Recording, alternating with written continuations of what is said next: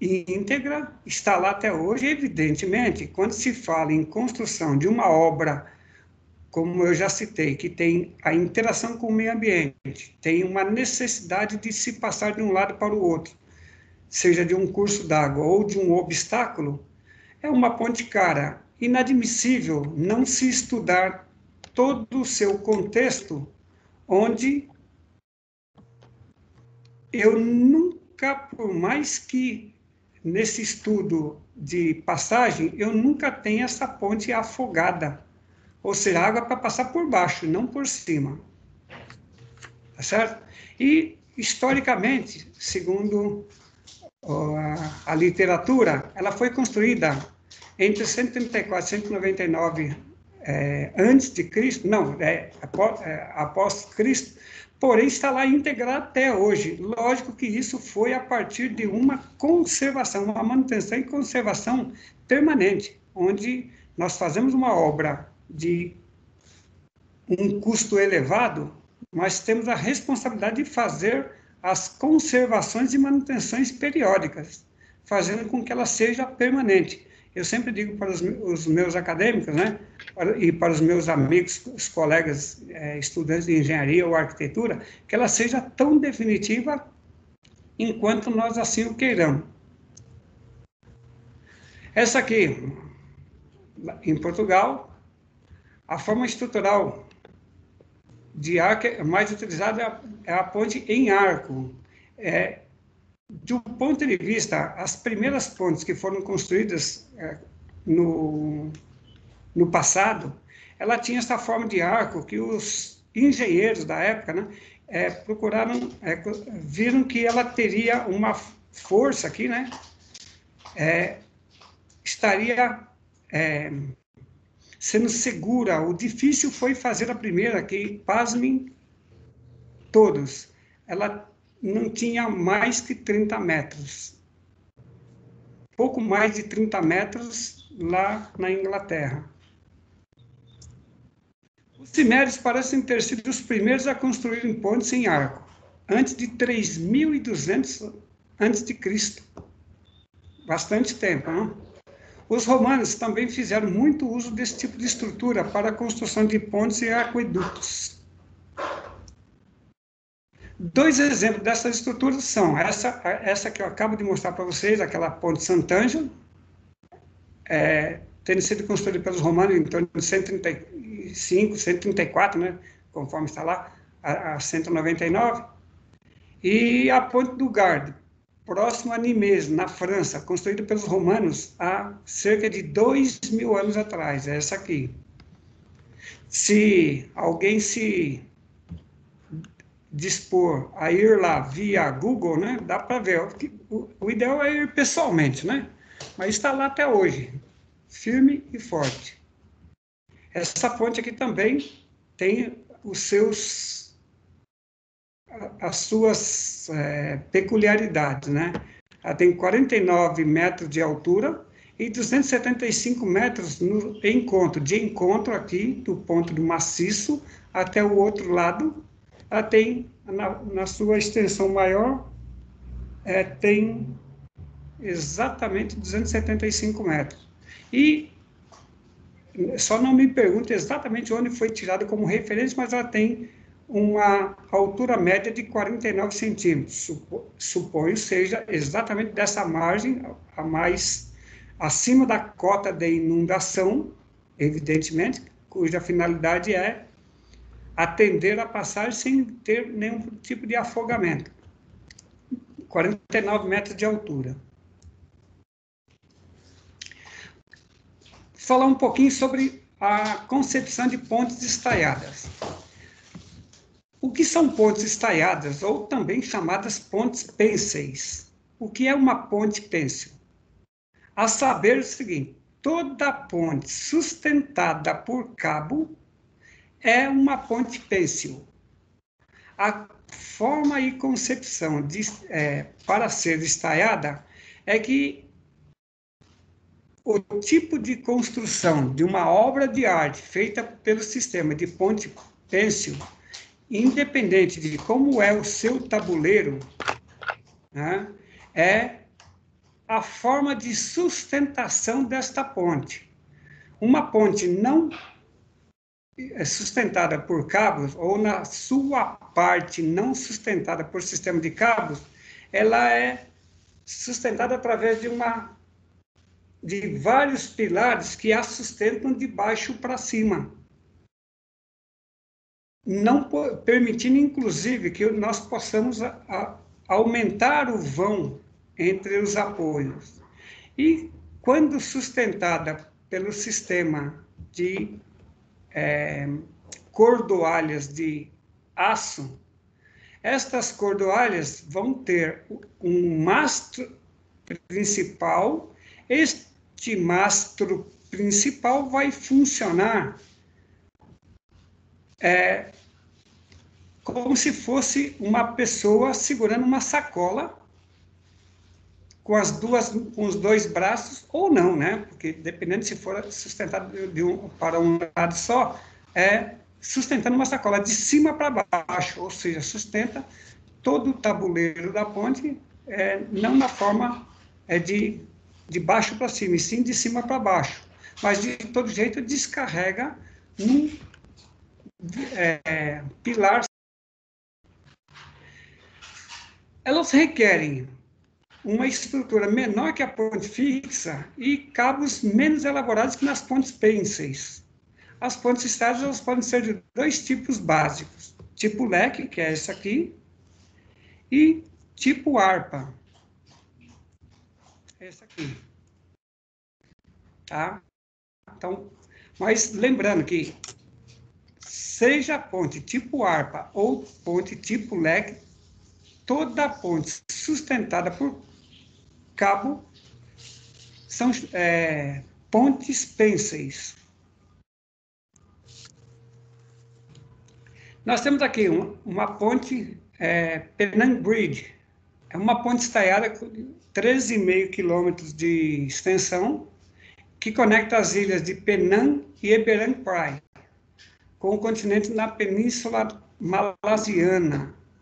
Foi inaugurada em 1985. Vejam que nós temos alguns desafios que foram feitos recentemente e, evidentemente, o objetivo, nós tínhamos sempre aqui, nos meios de engenharia brasileiro, ou nós temos pelo mundo afora, sempre alguém que quer dizer que a dele é a maior. Nós já tivemos, durante muitos anos, a nossa ponte Rio-Niterói como uma das mais extensas do mundo.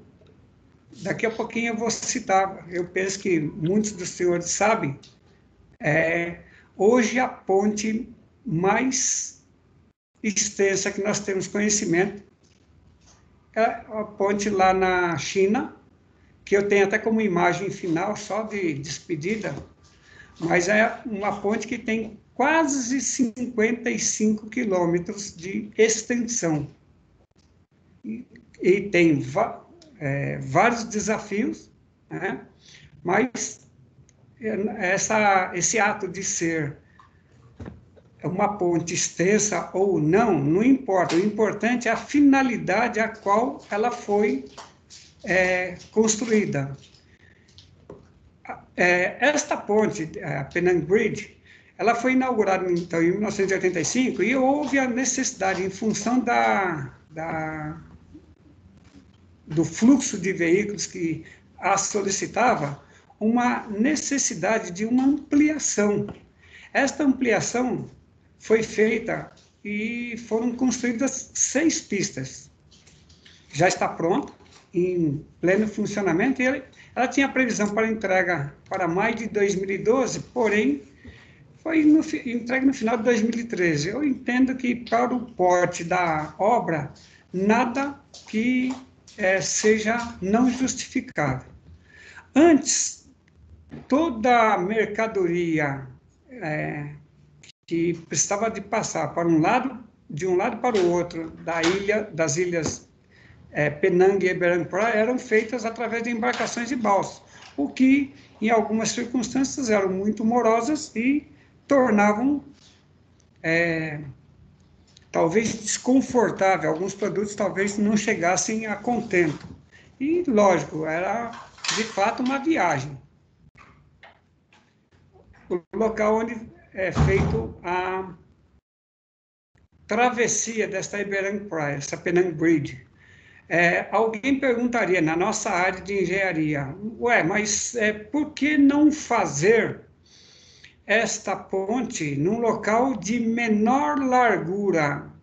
Uma vez, se vocês olharem via Google, dá para fazer uma avaliação que é uma via, talvez uma rodovia, ou seja, de grande importância, não sei a importância viária, mas dá para ver que nós poderíamos ter feito talvez aqui. Por algum motivo, ela foi feita neste ponto. As várias implicações, como eu falei no início para vocês, ela tem todo um motivo pelo qual não necessariamente pode ser construída aqui, seja por problema de fundação, seja por problema aeroportuário, seja por problema político até, né, quem sabe, mas ela teve que ser construída aqui por algum motivo técnico. Porque a primeira coisa que nos vem à cabeça ao olhar em planta, por que não construir um local onde encurtaria? Olha só, para fazer essa ligação, eu poderia fazer por aqui, encurtando distância, porém, algum motivo técnico e que foi determinado entre os vários profissionais que estavam envolvidos na obra, determinou-se pela sua execução nesse ponto. Não necessariamente nós, como engenheiros, temos que nos preocupar do ponto de vista econômico. Ele é econômico quando não dá um problema lá na frente também. Não adianta ser barato agora e gerar um problema futuro.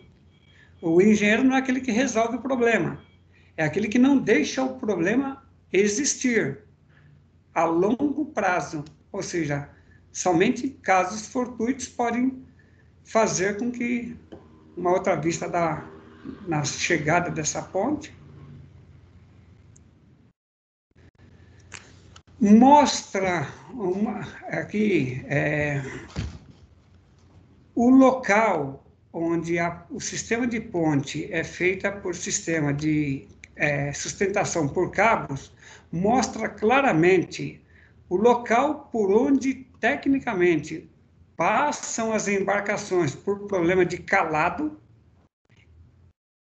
é exatamente esse, ou seja, por que foi determinado aqui e não aqui ou em outro local qualquer? Porque nós, ao fazermos uma obra desse porte, como eu falei, nós temos que ter uma interação com os diversos profissionais que estarão envolvidos, porque senão nós resolvemos o nosso problema, ou o problema do nosso cliente, mas deixamos de resolver o problema como um todo, que é, aqui provavelmente é o local onde as embarcações maiores podem passar sem ter o problema de altura, sem ter o problema. E o que vai acontecer? Ao ser sustentada por sistema de cabos cordoalhos em cabo de aço, nós propicia uma largura maior entre pilares que estarão permanentemente imersos, difíceis de fazer toda e qualquer manutenção, inclusive, conservação e manutenção. Tanto que, se for observado aqui, nós temos sempre uma proteção no pilar para que nenhuma embarcação em sã consciência venha a bater no pilar e, em hipótese alguma, no tabuleiro da ponte. E tem um filme na internet aí, se alguém tiver curiosidade, dá para ver, que tem um acidente que houve recentemente, eu não sei quantos anos atrás, mas eu até o tinha, não vou passar só para não usar o nosso tempo com isso aí, dá para vocês consultarem, mas um acidente que houve lá na Malásia mesmo, em algum local, um navio bateu no tabuleiro da ponte, ou seja, tudo que não pode acontecer. Nós temos o viaduto Millau, eu não sei se alguns dos senhores já tomaram conhecimento desse viaduto Millau. Eu até fiz essa iniciação com ponte e viaduto, porque quando nós falamos ponte e viaduto, fica claro a diferença entre ponte e viaduto, que é, se passa água embaixo, é ponte, e se não passa água, é viaduto. Mas e o local onde faz a ligação entre uma ponte e um viaduto? Tem trecho que nós podemos iniciar como viaduto, em algum momento ele passa a ser ponte, passa a ser viaduto.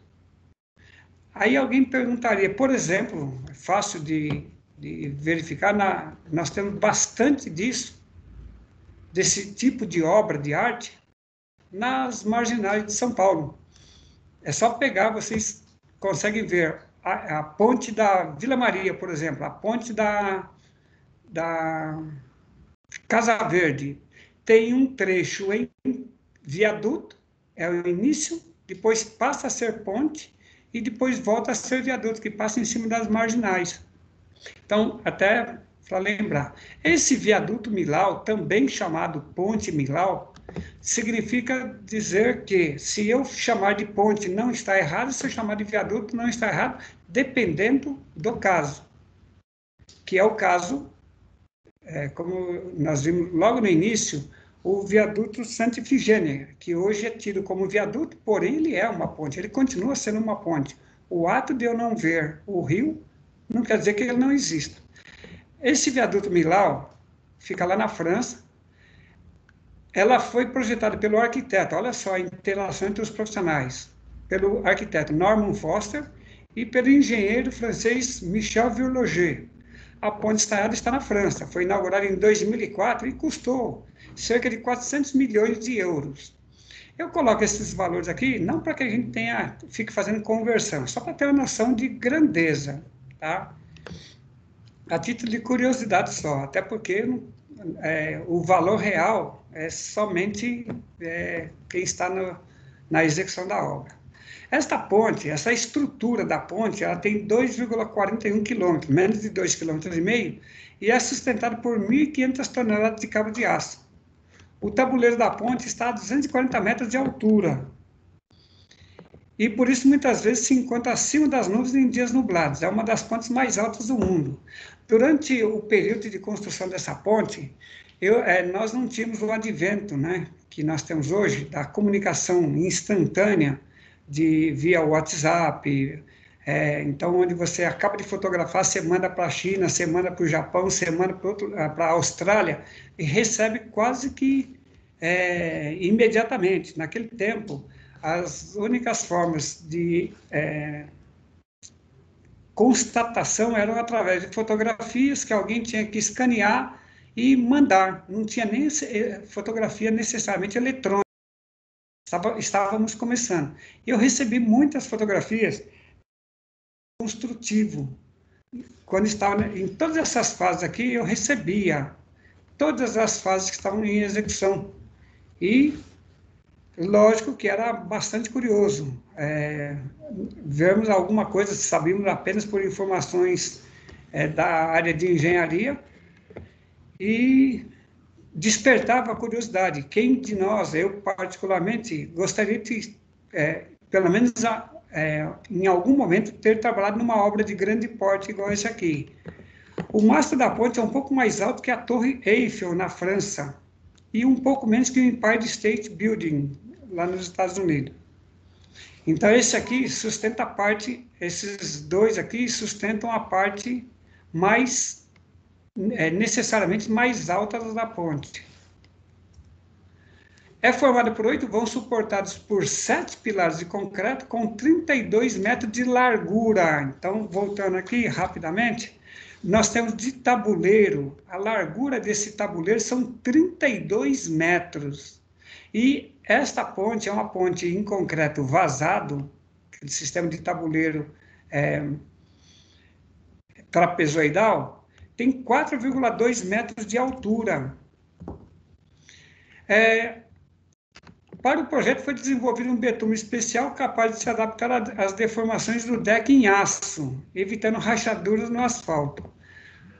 A ponte ganhou o prêmio de estrutura outstanding em 2006, além de 3 outros recordes, né, que são os pilares mais altos do mundo, tem 244 metros, a ponte mais alta do mundo, tem 343 metros de altura, e a estrada mais alta do mundo também.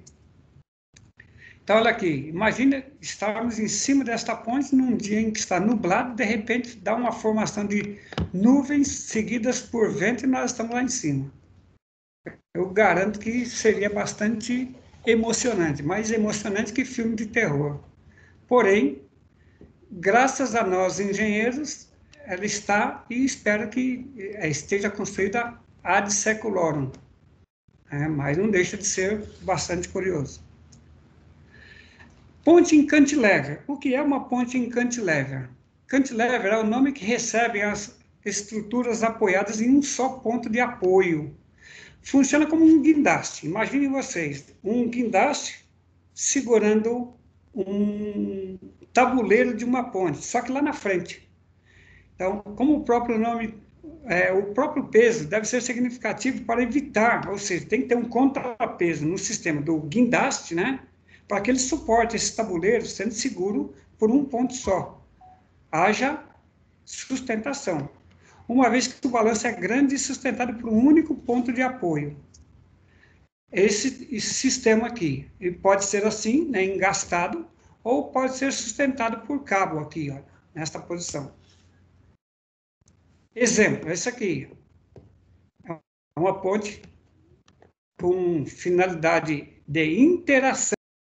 Gente, olha só, a beleza que tem essa ponte. É feita nos Estados Unidos, tem uma finalidade, tanto do ponto de vista de uma harmonia com o meio ambiente, e ela tem uma finalidade turística. Ela explora o turismo. Aqui não visa nem objetiva a passagem de veículos. Olha só, uma outra vista, a forma de sustentação. Eu espero que vocês estejam conseguindo ver o sistema de cabos aqui. Eu tenho um outro ângulo que eu vou mostrar, mas sustentada por esses cabos, e ela é lógico, ela descarrega, ela tem um ponto de apoio do outro lado, porém, toda a sustentação estão nesses cabos, lógico, ancorado numa base aqui robusta, o suficiente para suportar todo o peso do tabuleiro da ponte. O peso, vamos admitir, né? Peso próprio, porque o que vai solicitar extra peso próprio são as pessoas que estarão transitando de um lado para o outro. Esta ponte está em Redding, na Califórnia, e foi projetada pelo famoso arquiteto Santiago Calatrava. Mais uma vez, o porquê de eu enfocar essa necessidade da integração entre o engenheiro, o arquiteto, aí tem o engenheiro civil, tem o engenheiro mecânico, tem o engenheiro de todas as áreas, o engenheiro ambiental, ou seja, todas as pessoas têm que estar um completando o outro de tal maneira que ela tem uma harmonia com o meio ambiente. Aí alguém perguntaria, mas uma 300 quilômetros de uma cidade, ela tem que ser bonita?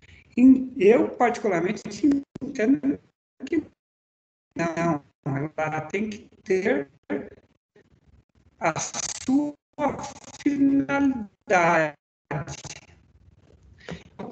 Essa ponte aqui é uma ponte de pedestre, foi completada em 2004, com um mastro de 61 detalhe técnico, né?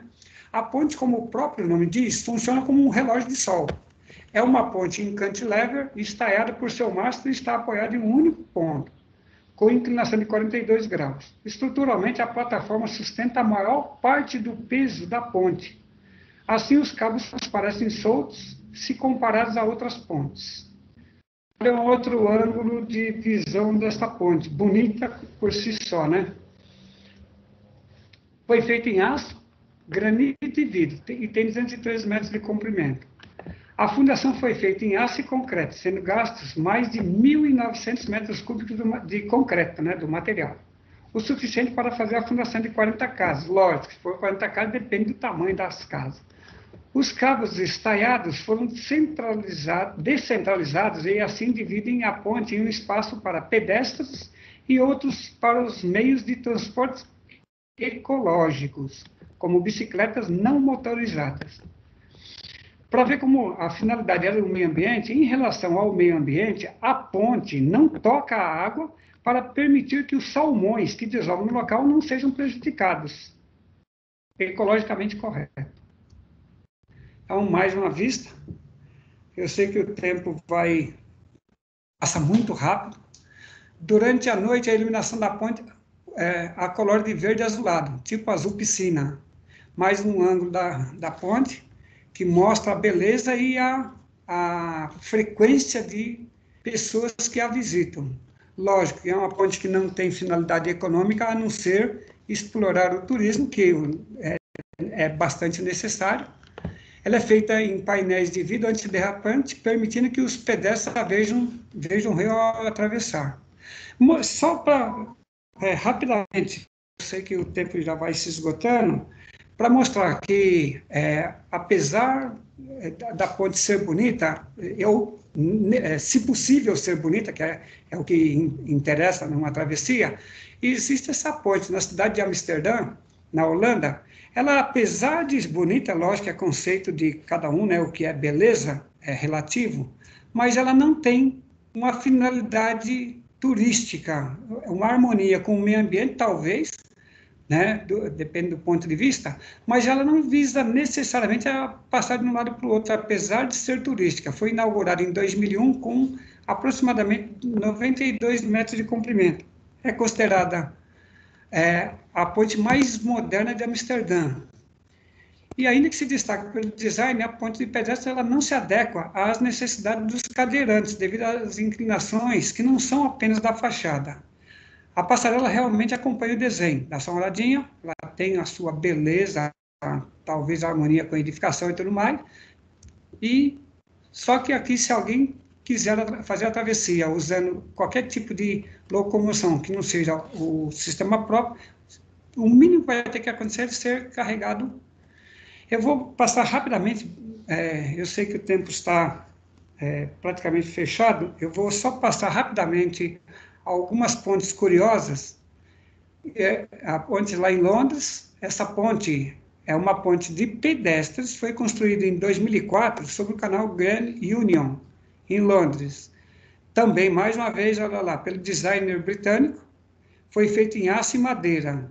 E em 2005 ela recebeu um prêmio como de design de estrutura em aço, e eu não vou nem...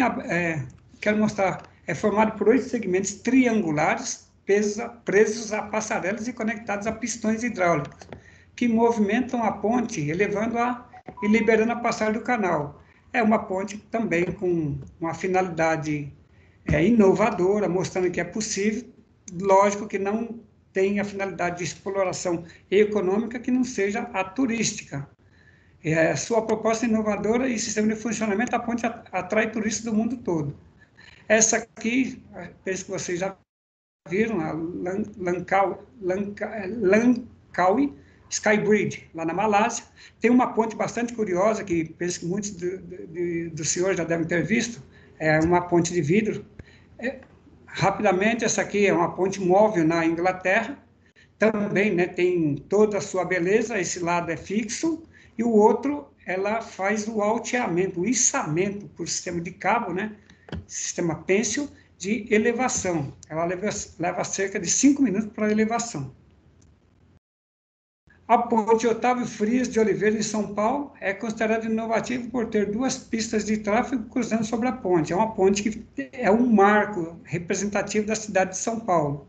E, até finalizando, né, ela poderia ser mais explorada do ponto de vista turístico. Só que nós não temos muita tradição de explorar algumas obras aqui mas não deixa de ter sua beleza. Eu até a considero muito bonita, não deixa de ser representativa, e aqui eu quero me despedir de todos, agradecendo a oportunidade e ficando à disposição para perguntas. Bem, eu peço as perguntas, né? inicialmente está aí o professor Odair. Deixa eu só reingressar, porque... ok. Por favor, agora sim. O senhor está em grupo? Está aí eu fazendo essa. Ô, Roberto, teve alguma participação de pergunta de aluno? Ninguém levantou a mão? Até o momento, não. Mas eu vou acrescentar, já começar, eu tenho uma pergunta, professor Daí. O que é o determinante quando você vai escolher o tipo de ponte que você vai empregar lá? Por exemplo, eu tenho uma região, preciso colocar um viaduto ou uma ponte, temos todas essas metodologias, o que determina qual metodologia a ser empregada? A metodologia, evidentemente, vai depender... nós temos, pelo mundo afora, na área de engenharia, o que eu até chamo de modismo. Exemplo, as pontes estaiadas, em algum determinado momento, elas têm uma finalidade técnica para nós, do ponto de vista de engenharia. Em função das dificuldades construtivas, quando nós precisamos de aumentar o vão, nós até fazemos em ponte estaiada, mas tem algumas situações que nós não necessitamos de ponte estaiada. Conforme nós podemos ver, aqui em São Paulo nós temos várias pontes, que, se for ver do ponto de vista econômico, muitas pontes poderiam ser normais, vou chamar de pontes normais, sustentadas por sistema de pilares. Então, essa determinação vai mais tem esse caráter, né, de interesses, de fazer um marco, mostrando que foi ele que fez aquela ponte, mas o objetivo, do ponto de vista de engenharia, eu penso que deve ser, eu vou falar, penso como engenheiro, que deve ser a finalidade econômica, de passar de um lado para o outro de um obstáculo, minimizando os problemas, como se diz, minimizando os problemas na parte abaixo dessas obras de arte. No caso de ponte, tem a sua finalidade, né, que é evitar de passar onde pode ter uma interrupção momentânea. Então, a ponte é aquela que visa passar de um lado para o outro permanentemente. Portanto, deve ser visto mais o lado da passagem permanente, ou seja, economicamente falando. É como eu penso, da parte técnica dessa forma de definir que tipo de ponte fazer. E, lógico, se nós tivermos um problema de fundação, onde implique o aumento do vão, a não possibilidade da construção de um pilar que possa fazer a sustentação, aí é problema técnico. Ok? Não sei se respondi, se foi claro. Respondeu sim, obrigado. E abro novamente para perguntas. Se algum aluno gostaria de fazer alguma pergunta, professor.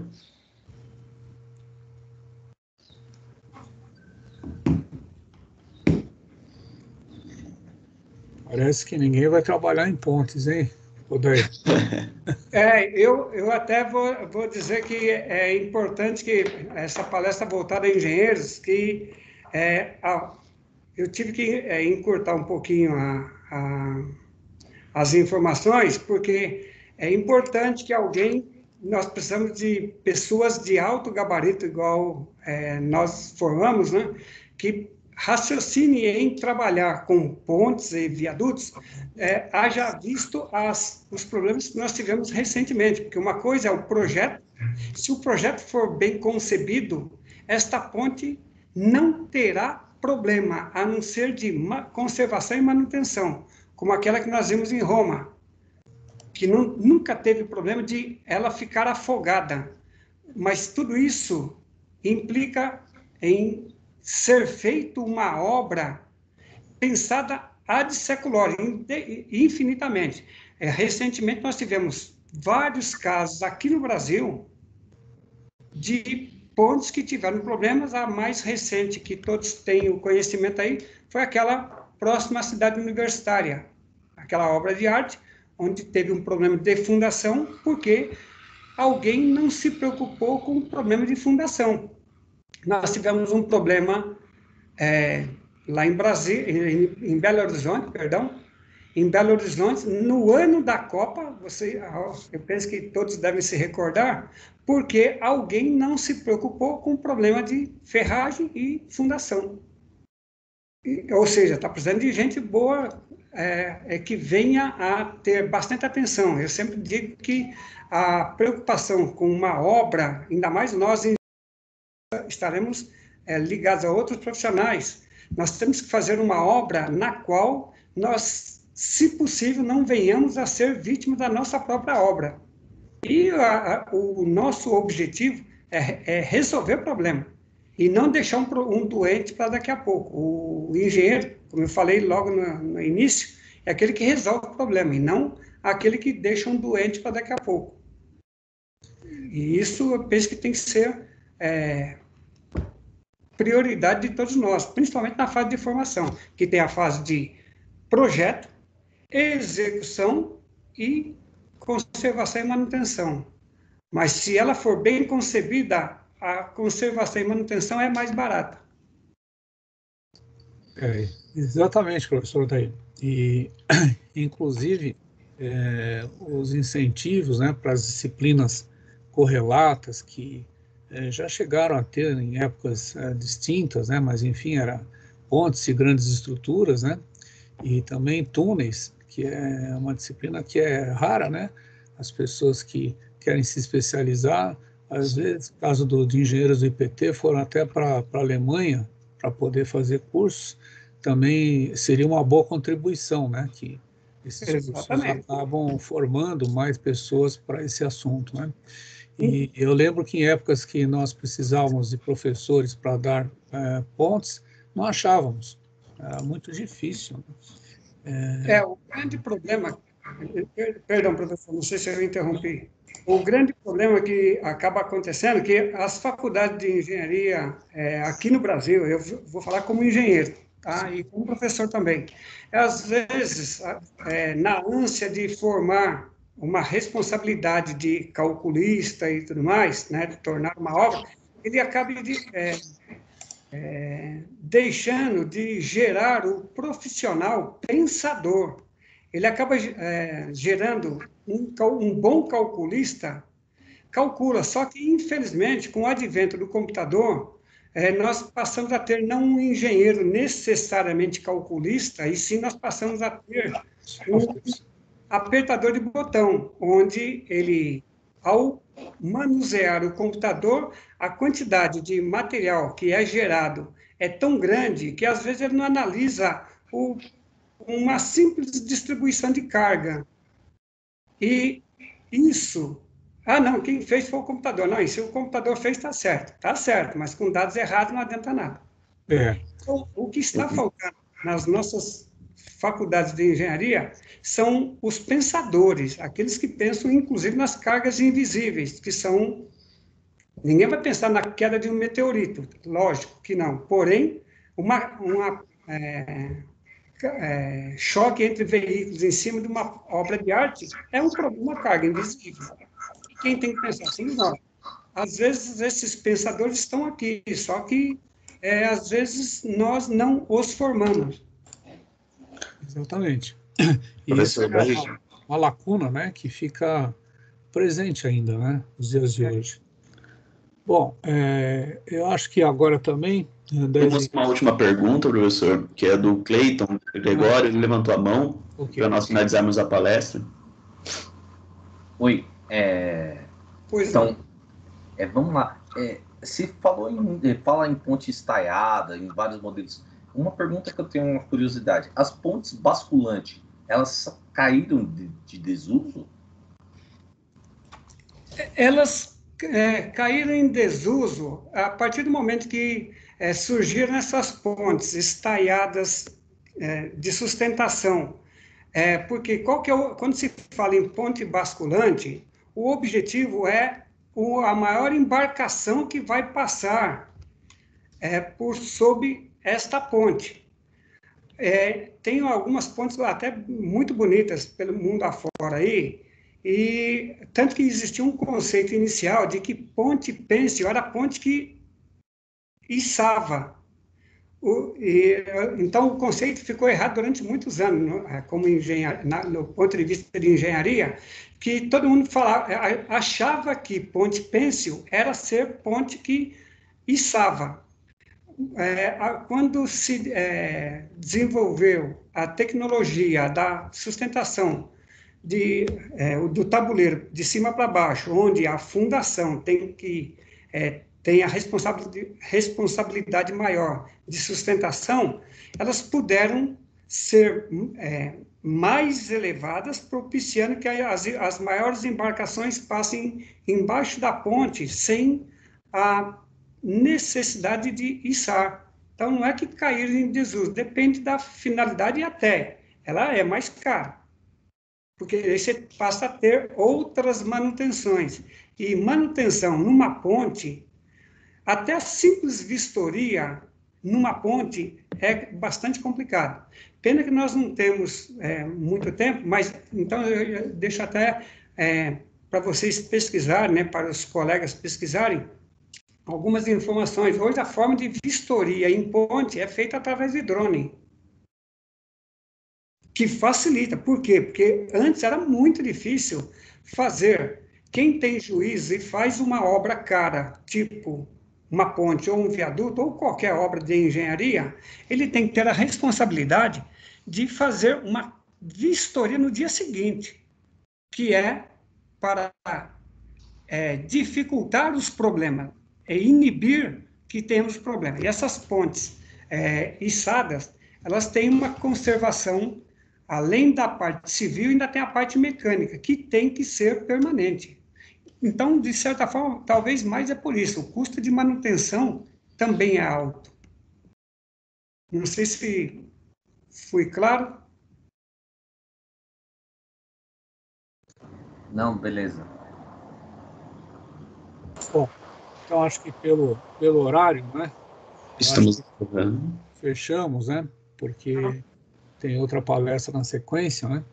Perfeito. Então, eu gostaria de agradecer, né, a todos pela presença e participação, em especial ao professor Odair, que de forma muito diversificada, né, desde técnica em engenharia civil e, por que não, também arquitetônica, né, deu lá os seus palpites, né, e por que não dizer até poética, né, o viaduto como se fala o viaduto, né, do chá, muito bem apresentou o assunto, né, e digo também que, ao passar aquela imagem inicial e no final também daquela aeronave passando por um viaduto, lembrei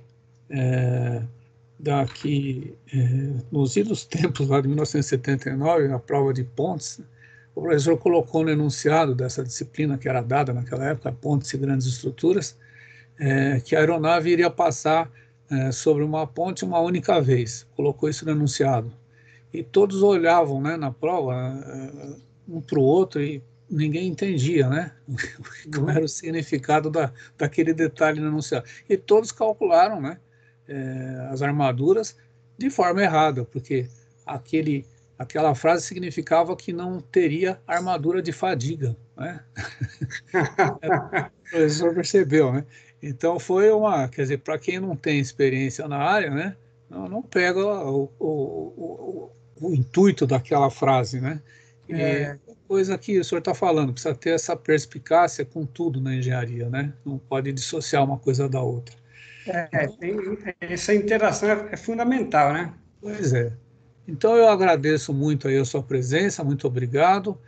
O seu certificado vai ser colocado por e-mail para o senhor, não sei se eu ou não sei se o Roberto, mas tanto faz, a gente vai enviar. E agradeço mais uma vez a presença de todos, né? E muito obrigado, professor, pela atenção, e muito obrigado ao Roberto também pela ajuda, a participação. E bom fim de semana a todos aí. Muito obrigado, viu? Obrigado, professor Eladio, obrigado a todos os acadêmicos da PUC e a PUC de São Paulo. Uma boa tarde, bom dia a todos, né? Nós que agradecemos. Muito obrigado. Até logo. Até logo. Roberto está por aí. Roberto, muito obrigado, viu? E você, por acaso, você não mandou o certificado do professor, né? Não sei se você está me ouvindo, Roberto. Então eu mando, tá bom? Então tá fechado. Muito obrigado.